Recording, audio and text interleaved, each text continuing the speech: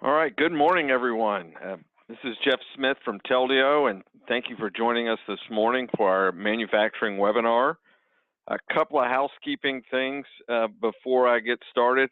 Just so you know, everyone's muted and will be muted throughout the webinar. So if you have any questions, please use the chat feature, and those will go straight to us so that we can cover those questions at the end. Or if you just want to send messages about how great I'm doing, you can feel free to do that as well. And we can get started. So again, this is our manufacturing webinar.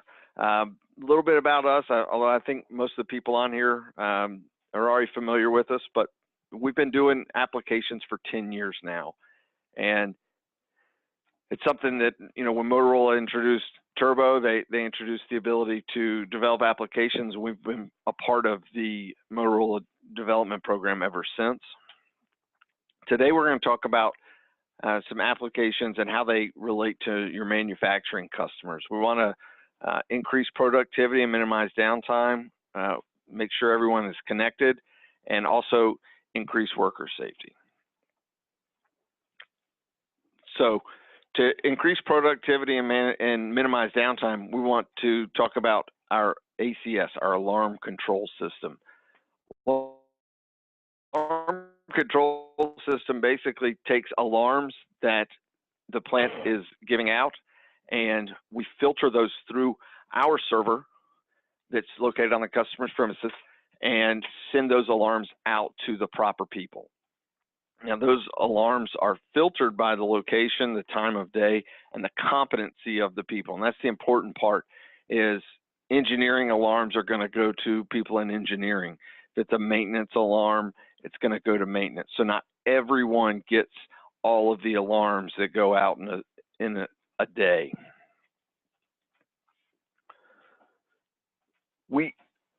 One thing to note is that when I talk about the alarms, is we're integrating into existing infrastructure. We're not asking the customer to recreate the wheel, but a lot of their stuff already sends out alarms and the data we need in there. So be that serial or email, if they have a SCADA system, we can tap into all of those and get those alarms out so that we can send them out to the proper people.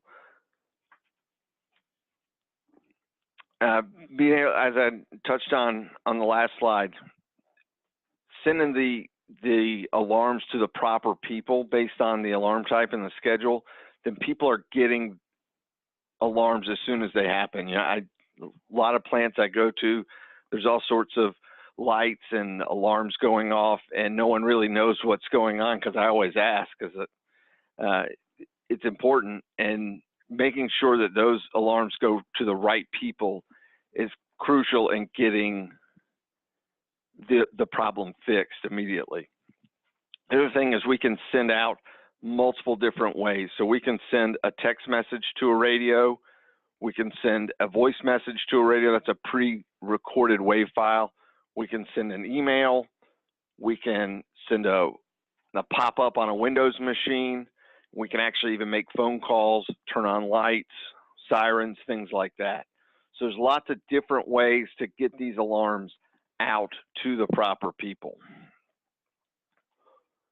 Now, with a lot of alarms comes a lot of alarm messages, and we have developed something to help ease that burden on the employees, and that's called Smart Tickets. So it's utilizing Motorola job ticketing format, but what we do is we allow people to accept messages and then clear it off of the other radios, so people don't have hundreds of alarm messages waiting for them after they've already been handled by other people.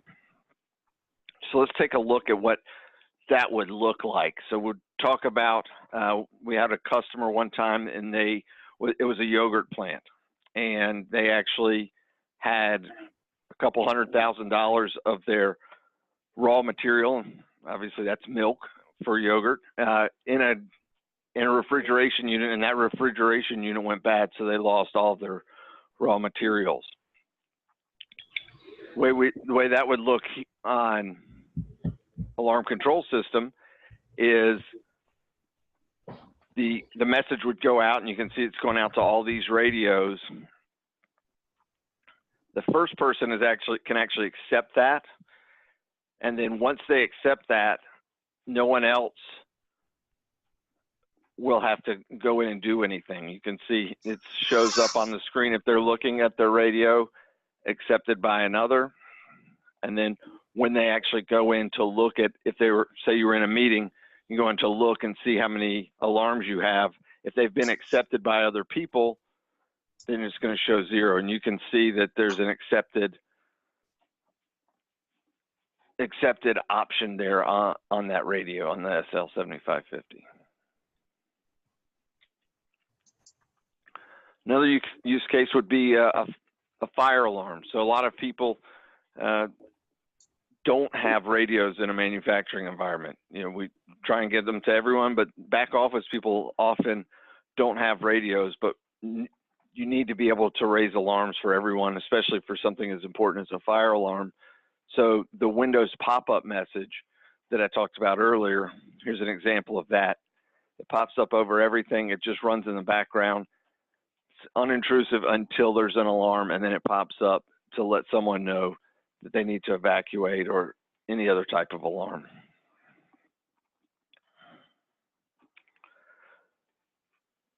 So keying on that, the people that may not carry radios, they still need to be connected to those that do have radios. And so our RBX, our telephone interconnect, works in a manufacturing environment very well.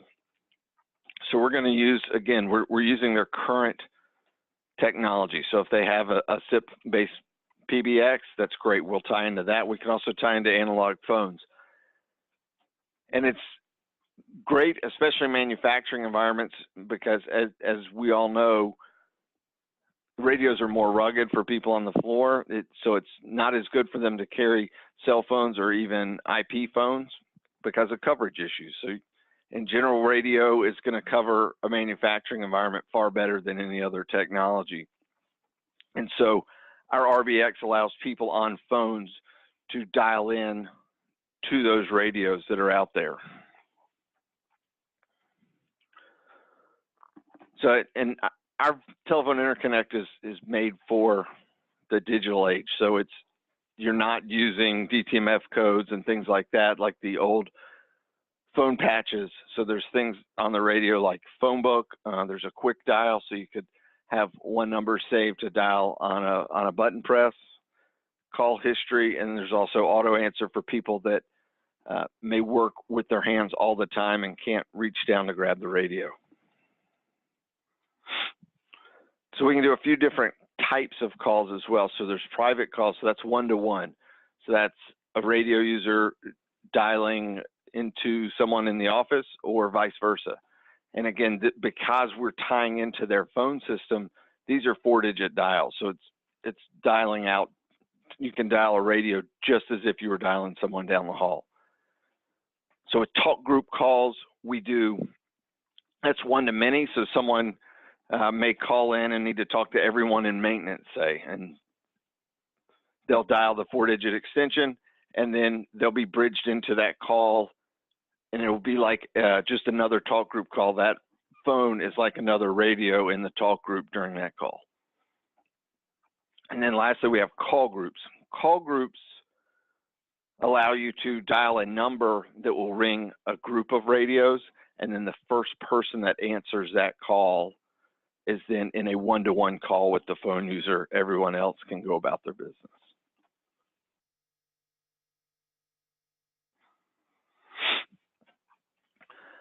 So let's think about this in a real-world scenario. You have an employee who needs to get in touch with his supervisor. Supervisor is back and forth from desk to the floor.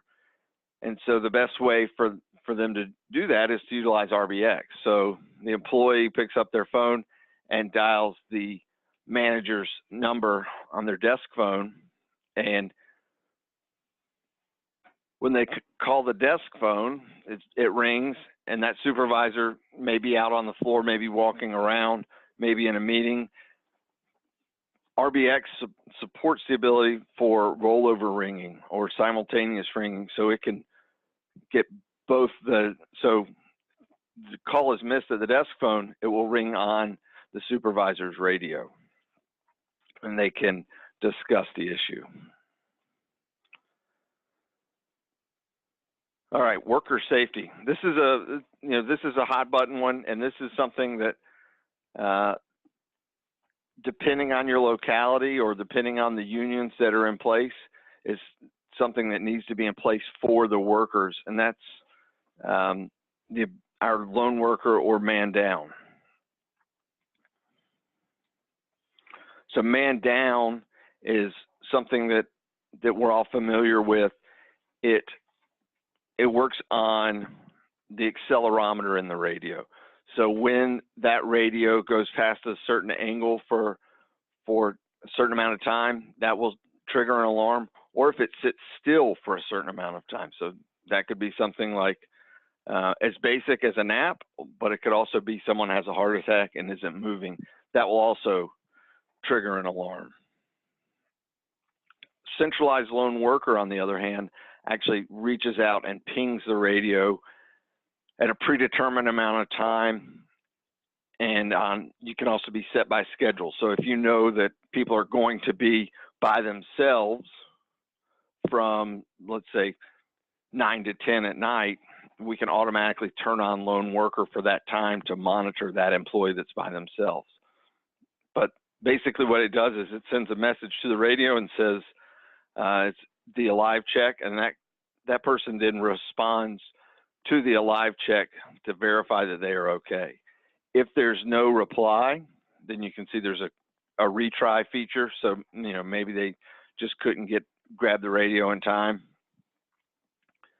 We can retry, and then if they still don't reply to that, then that would trigger an alarm.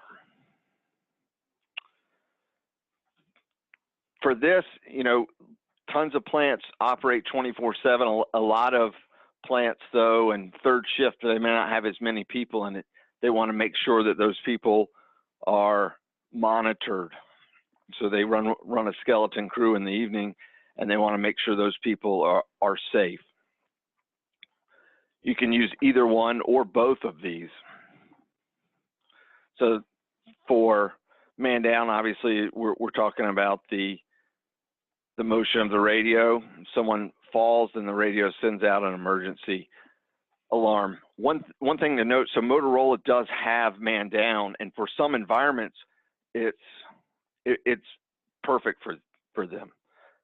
Where our man down is different is the ability to send out the alarms to multiple different people and different types of media.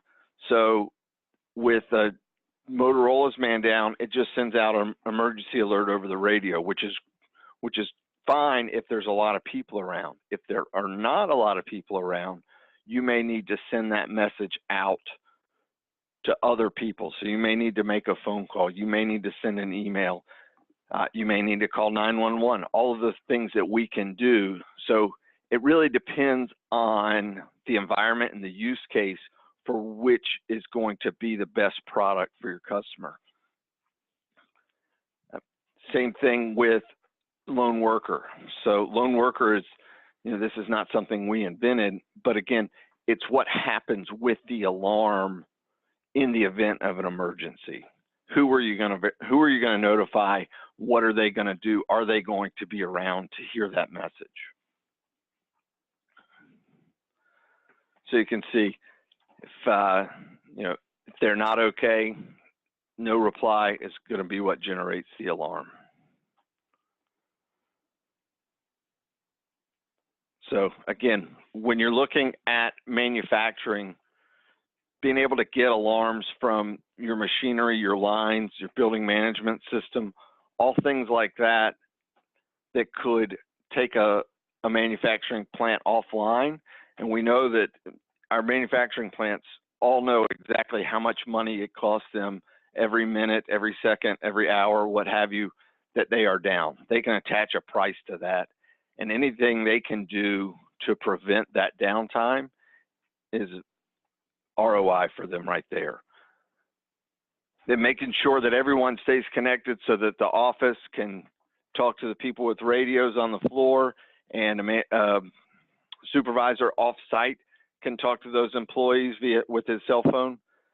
We can do that with our RBX, and then making sure people are safe. There's a big safety initiative I know with a lot of manufacturing plants that I work with, and they're very interested in taking steps before there's a problem to make sure that their people are safe.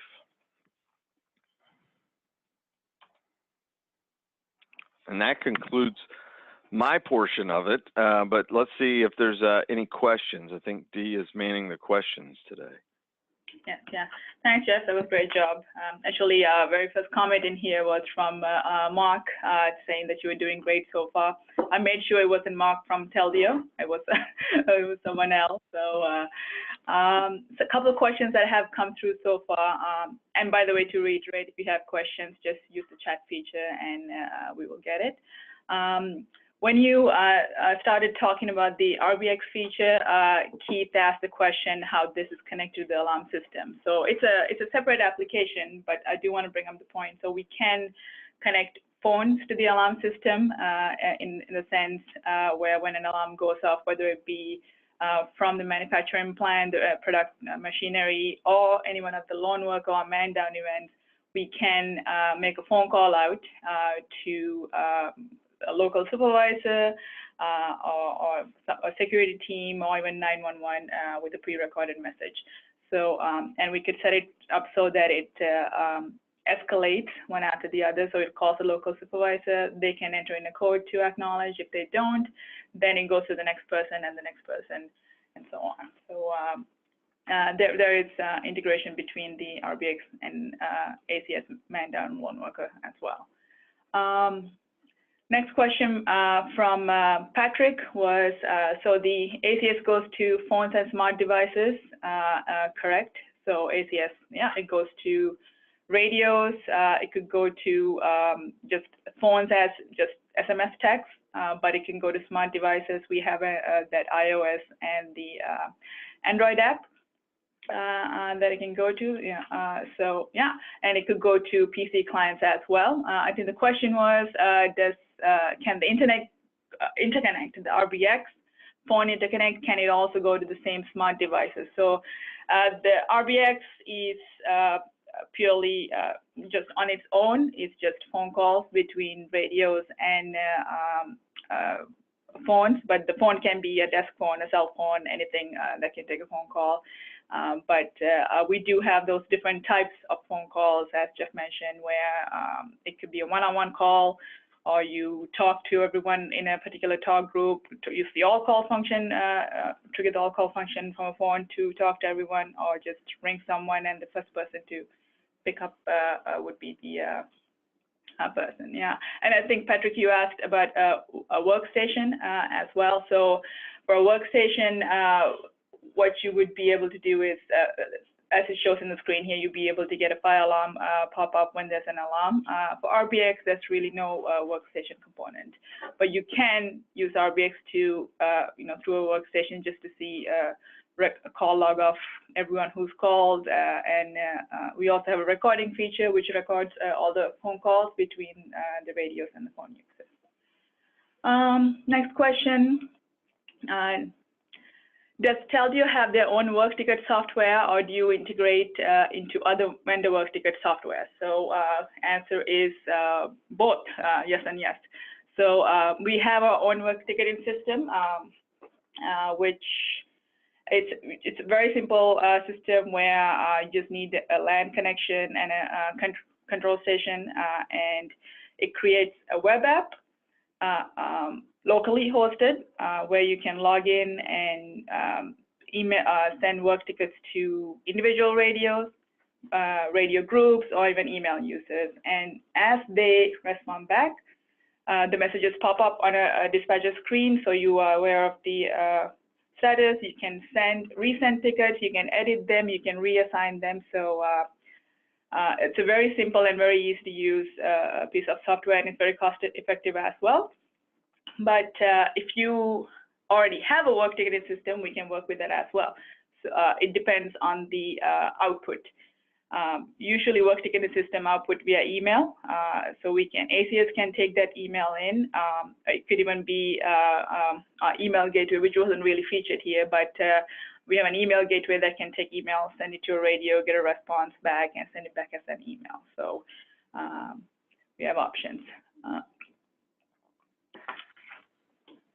All right, well, there's no more questions, and thank you very much for attending today, and we'll do this again next month.